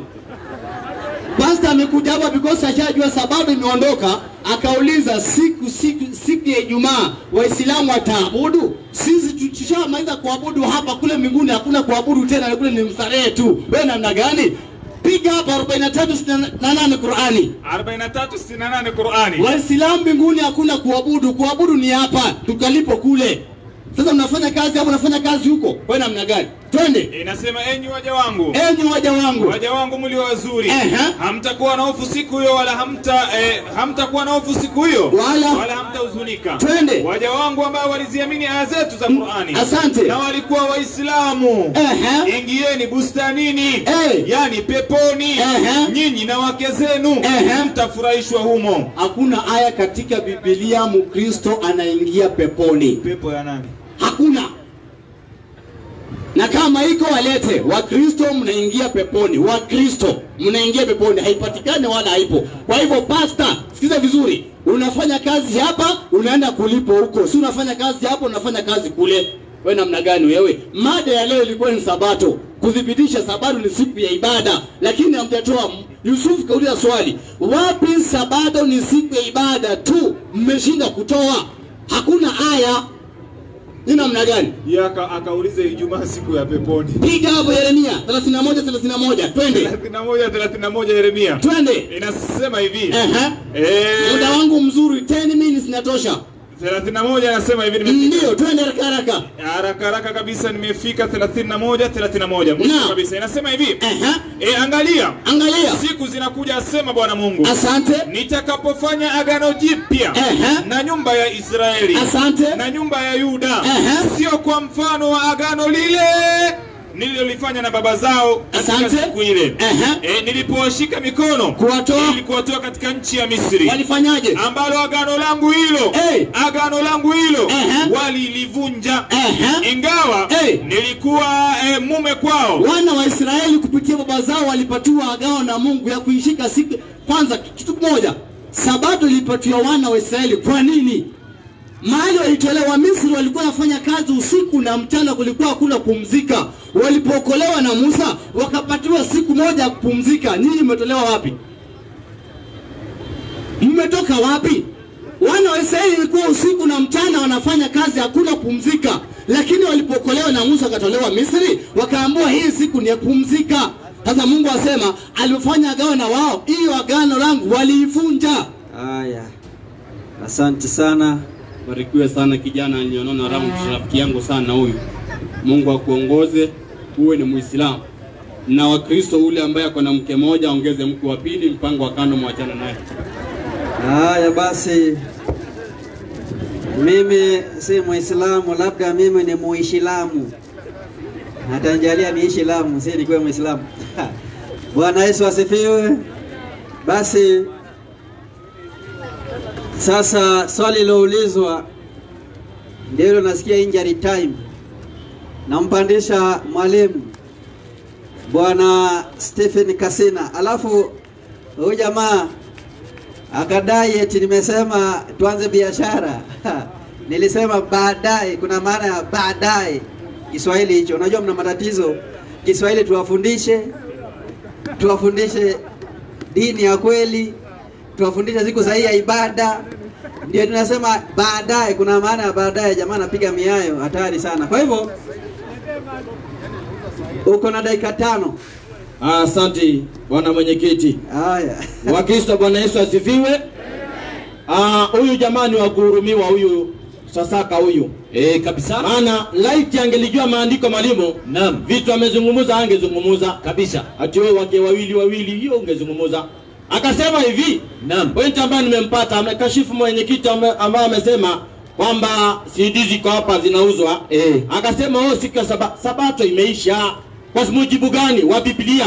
Unajua huyo anasubiri mpaka saa 6 ifike ndio aseme sasa siku imeisha. Biblia isemo hivyo 23:32 Walawi. Inasema hivi. Saa hii tunaweza fanya kazi kabisa mwanangu saa hii. Itakuwa kwenye sabato ya kustarehe kabisa. Safi. Inasema nanyi mtaziteza nafsi zenu. Ndio. Wakati wa jioni. Tangu jioni. Hata jioni. Mtaishika sabato. Kwa hivyo sabato imefika jioni. Sabato imefanya nini? Imeisha. Imekamilika. Kwa hivyo saa hii CD inaweza ikatembezwa watu wakanunua. Ziuzwe watu wanunue. Alafu mzigo ambao anasema mwalimu. Hebu nisome 13:32. Kitabu cha Nehemia. 13:15. Anasema ni box speaker. Hiyo mzigo ilikuwa ni mzigo gani? Soma. Siku hizo naliona katika Yuda. Sawa. Watu wengine wakanyaga mashinikizo na mvinyo siku ya sabato. Ndio. Na wengine walichukua miganda na kuwapakia punda zao. Wakapakia punda zao. Na tena mvinyo na zabibu na tini. Na namna zote za mizigo. Sasa hiyo ndio mizigo ambao Mungu alikataza. Sio mizigo ya kubeba maspika. Maspika haya yanakuja kukuhubiria wewe ili upate kujua uzima wa milele. Abatizwe. Akasema hivi mwalimu kwamba wao ibada hakuna mbinguni. Sasa hiyo mbinguni unaenda kufanya kitu gani? Huko ambia watu 47:15 Qur'ani. Hiyo ndio kazi unaenda huko. 47:15 ndani ya Qur'ani. Inasema hivi. Mfano wa pepo walioahidiwa watawa cha Mungu itakuwa hivi. Usikilize sasa kabla hujaenda. Mfano wa pepo ambao unaenda, imo mito ya maji yasiyovunda. Hiyo mbinguni iko na mito ya maji yasiyovunda na mito ya maziwa yasiyoharibika ladha yake. Sawa. Na mito ya ulevi. Kwa hiyo huko wanaenda kunywa nini? Kumi. Kangara wanaenda kuburudika nao huko mbinguni huko. Huko sio kwetu. Lakini kwetu tunapoenda mwalimu ni kitu gani tunafanya? 66:23. Ati ngapi? 66. 23 Isaya. Vile mbingu mpya na nchi mpya nitakavyozifanya zitakavyokaa mbele zenu, wasema Bwana. Sawa. Ndivyo jina lenu na uzao wenu utakavyokaa. Ndio. Na itakuwa mwezi mpya hata mwezi mpya. Na sabato hata sabato. Wanadamu wote watakuja kuabudu mbele zangu. Kwa hivyo mbinguni watu wataabudu siku gani? Sabato. Hakuna cha Ijumaa. Ati ufike mbinguni mwalimu ifika Ijumaa. Mungu anasema tulieni sasa Waislamu anza. Allahu akbar, Allahu akbar. Mbinguni, hiyo mbinguni haikaliki. Akaambia Wakristo wa Jumapili waende msikitini. Akasema hivi, ati Wakristo wa Jumapili poleni sana. Ati mkuja msikitini. Mkristo usikilize vizuri. Msikitini si mahali pa kwenda. Kwa sababu gani? Ukurasa wa 495 Mayunga. 95 inasema hivi. Ndio. Msikiti ni makao ya harakati za Kiislamu. Au nao soma. Kitovu cha misikiti ni miharabu. Na mihirabu maana yake ni nini? Mahala pa vita na mapambano. Ukienda huko unaenda kukumuta, usijaribu kwenda msikitini Mkristo. Kaa kanisani. 15 Petro wa kwanza. Inasema hivi. Petro wa kwanza. 15. Ninafika kwa haraka. Msikitini usijaribu kwenda huko. Wachia hawa. Inasema hivi. Ndio. Maana mtu wa kwenu asiteswe kama muuaji au mwivi. Mkristo andiko hili lako. Mtu wa kwenu asiteswe kama muuaji ama mwivi. Lakini ikiwa kwa sababu ni Mkristo. Kama wewe ni Mkristo mkono juu. Hawa Kristo hao. Ikiwa kwa sababu ni Mkristo, asione haya bali amtukuze Mungu katika jina hilo. Hilo jina la kuitwa Mkristo, mshukuru Mungu katika jina hilo. Mwalimu wako tuko pamoja kabisa. Akasema hivi, Sabato tumuonyeshe ni wapi ni siku ya ibada. Sawa. 763 Qur'ani. Na wakumbusha habari za mji uliokuwa kando ya bahari. Watu wa mji huo walipokuwa wakivunja sheria ya Jumamosi. Safi. Ambayo waliambiwa wasifanye kazi yoyote. Wafanye ibada tu. Kwa hivyo Sabato ni siku ya ibada peke yake. Sio siku ya kufanya vitu vingine. Ijumaa ni siku ya kufanya biashara. Unaweza enda kuuza marashi isili ama huko na viatu na vile. Lakini ikifika Sabato ni siku ya kufanya ibada. Unamtukuza Mungu katika jina hiyo na unamfanyia ibada ambayo ni kamilifu. Mwalimu wangu. Amina. 8 kitabu cha Kutoka. Ikumbuke siku ya Sabato itakase. Hiyo ni amri imebaki. Ikumbuke siku ya Sabato itakase. Siku 6 fanya kazi. Ndio. Utende mambo yako yote. Safi. Lakini siku ya 7, siku ya 7 ni Sabato ya Bwana Mungu wako. Hiyo ndio andiko limekauka. Siku ya 7 ni Sabato ya Bwana Mungu wako. 4:9. Waebrania inasema basi imesalia raha ya Sabato kwa watu wa Mungu. Bwana Yesu asifiwe. Bwana Yesu asifiwe. Wakristo, Bwana Yesu asifiwe. Tuwahubirie mpaka unaona leo Ali hajasimama, maana amejua Sabato ya kweli. Alikuja kwa kanisa. Ukija kanisa, pastor ako hapo, hebu angalia nyuma yako, angalia hapo nyuma yako. Sio pastor ako hapo nyuma atakubatiza na maji moto. Huyo ndio pastor atakubatiza. Haya mwenyekiti. Haya, Bwana Yesu asifiwe. Bwana Yesu asifiwe. Nashukuru sana. Hapo ndipo tunakamilishia kipindi hiki cha mdahalo.